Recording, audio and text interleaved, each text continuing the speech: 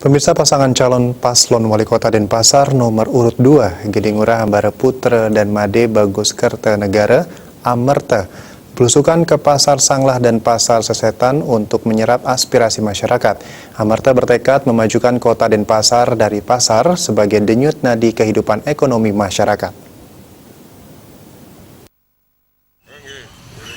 Paslon Wali Kota dan Wakil Wali Kota Denpasar nomor 2 Gede Ngurah Putra Ambara dan Made Bagus Kertanegara Amerta belusukan ke Pasar Sanglah dan Pasar Made Putra Sesetan Denpasar. Paslon nomor urut 2 ini disertai partisipan menyambangi para pedagang dan pengunjung membagi-bagikan masker menyerap aspirasi masyarakat.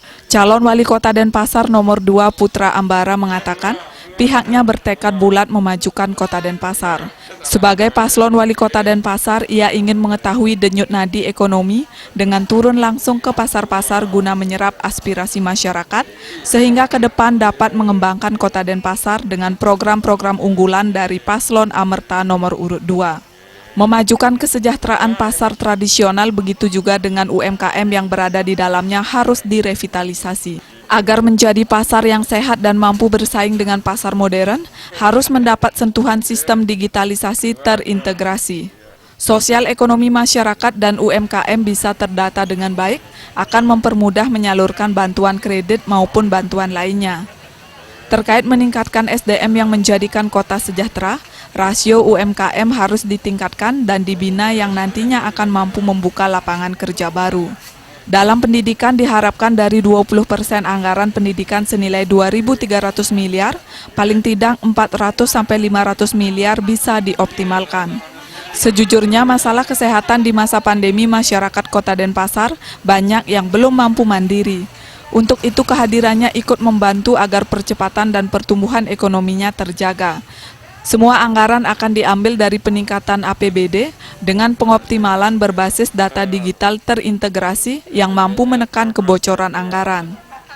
PAD-nya kita tingkatkan, kita optimalkan sehingga ada memiliki sistem yang terintegrasi, jadi kebocoran-kebocoran pun bisa dihilangkan.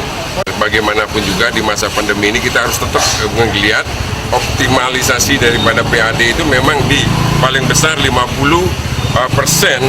itu ada di pariwisata, di mana pertumbuhan sudah minus. Harapannya tentu kita meningkatkan lagi, kita harus berjuang bisa menyelesaikan produk domestik bruto kita seperti semula. Umpamanya sekian triliun, nah kita harus tingkatkan pelan tapi pasti. Nah, gitu. Efisiensi juga dilakukan? Betul, efisiensi di birokrasi tentu sangat, cara seremonial ini harus dihilangkan sehingga kita bawa untuk kesejahteraan masyarakat. Seandainya terpilih nanti, Ambara berjanji akan tetap turun ke pasar-pasar yang menjadi denyut nadi kehidupan ekonomi masyarakat dan untuk mengetahui permasalahan yang ada di dalamnya. Di samping itu juga akan membuka kantor-kantor sebagai pusat informasi, tempat menampung aspirasi dan sensitivitas serta respon cepat terhadap masyarakat. Artaya, Bali TV.